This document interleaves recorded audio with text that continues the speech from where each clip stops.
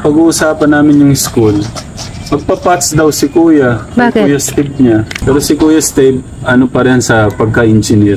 Kasi Kuya Steve, kala ko pilot. Piloto nga. Ah. Gusto din magpiloto pala ni Kuya. Pero So yun po guys, stop po muna natin. So just heads up lamang po. In this video is another throwback po tayo. I believe this was a vlog from February 2023 if I'm not mistaken. Ito po ay birthday ni Alvin the Box na kung saan nagkaroon po sila ng kaunting salo-salo, kaunting merienda. At kinagabihan doon is nag-uusap-usap nga po sila, nagkukwentuhan nga po sila. Kung saan nga po is napag-usapan yung about sa upcoming na college life nga po ni Luis. At nasabi nga po nito na gusto daw po niyang maging piloto katulad nga po ng kanyang kuya Steve. Nakakatuwa lamang din kasi noon pa pala is yun na po yung gusto talaga ni Luis na maging isang piloto, yun na po yung pangarap niya. Kasi nung nakaraang linggo o nakaraang buwan ba yun, na tinanong nga po siya ni Tita Lisa, ni Sweet Mary kung ano nga ba ang kukunin niya pagka-college. Is yun nga po is aviation nga daw.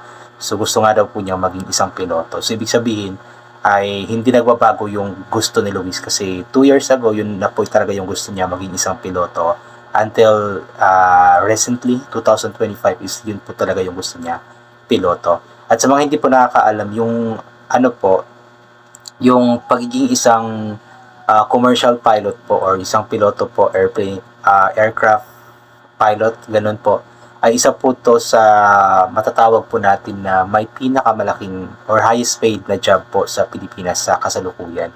I believe ang monthly po niyan is 135k pataas, ganun po kalaki yung monthly po niyan. So isa po siya sa highest paid po na job sa ating bansang Pilipinas. So kung sakali man na maging isang piloto talaga si Luis, ay malaki po talaga ang maitutulong ito sa kanyang pamilya para maiangat po niya ang kabuhayan or ang estado ng buhay ng kanyang pamilya. Kaya very good job sa choice, Luis, at good luck sa iyo. Alam ko nakakayanan naman po niya yan.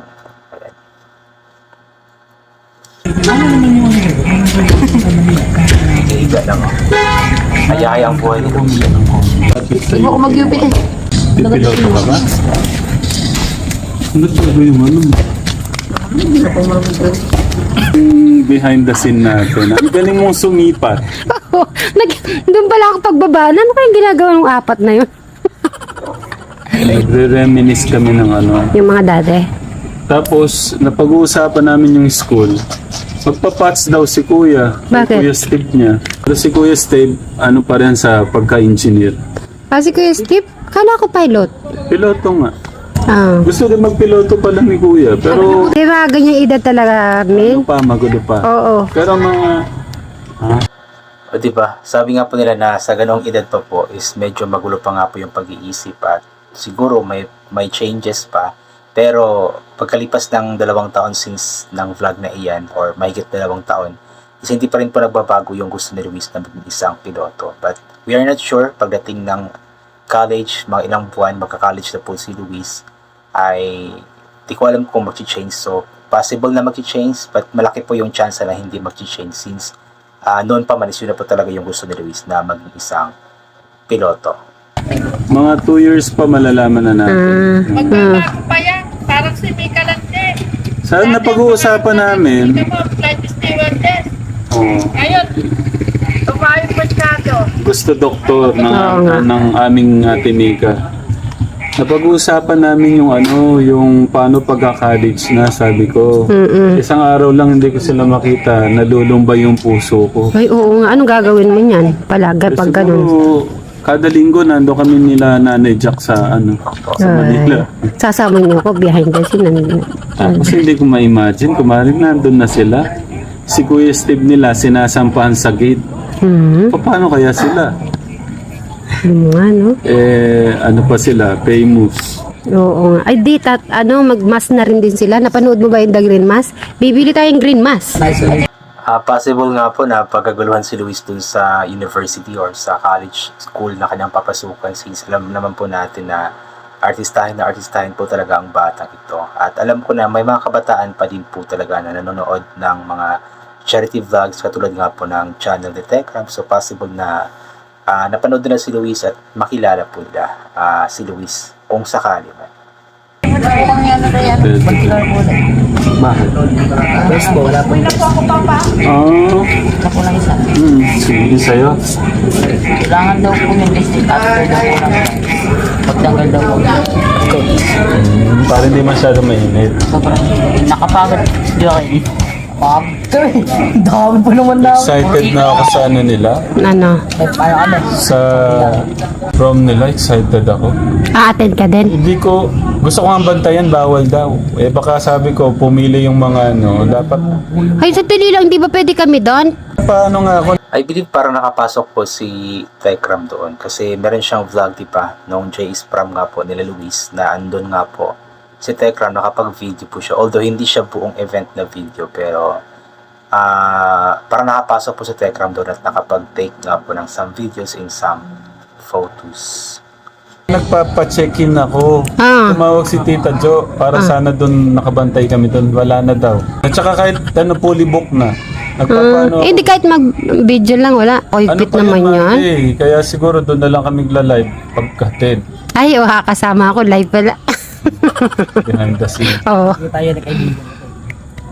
Malay mo, anuhin natin yung security, Rami. Para sana ma-meet ko lahat ng mga classmate nila.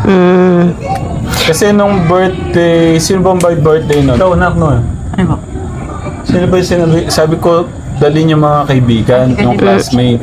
Naalala mo na. Naalala din. Alin? And then sabi ko, nung birthday niya, pupuntahin yung mga kaibigan. Para ma-meet ko nga. Malay mo, Tekram, pag nandun ka na, pwede ka makapasok kahit ikaw lang. Mamit mo lang ba? Hindi ko alam. Pwede magpanggap akong janitor. Magpanggap akong janitor, di nila alam. Nakikita ko na may hawak ka holding hands na pala sila. Oo, nabigla. Uy. Siguro sabi niya kumari nakaganon, bigla nakaganon. Tapos namumutla. Parang ano parang nababad sa suka. No. So yun nga po yung naging kwentuhan nga po nila sa vlog ni Tita Lisa, Sweet Mary's Vlogs. I believe that was dated February 24, 2023. Kung saan nga po is napag-usapan yung tungkol sa pag-aaral ni Luis, tungkol sa J's prom. Ayan. So kung sino po mapanood dito ng buo, ay puntahan niyo po sa YouTube channel po ni Tita Lisa sa The Sweet Mary's Vlog. Ayan po. So yun, I think hanggang dito na lamang po muna itong gagawin ko na reaction video. So inulit ko nga po palagi na ugaling po natin mag-asaga. Pasalamat sa lahat ng mga bagay na ating natatanggap. Kahit na di po natin ito hinihingi kasi nga po lahat ng mga bagay na meron tayo ay kalob sa atin ng ating Panginoon. At wala ang mga bagay na ito kung hindi dahil sa Kanya. So God bless po sa ating lahat at bye for now po.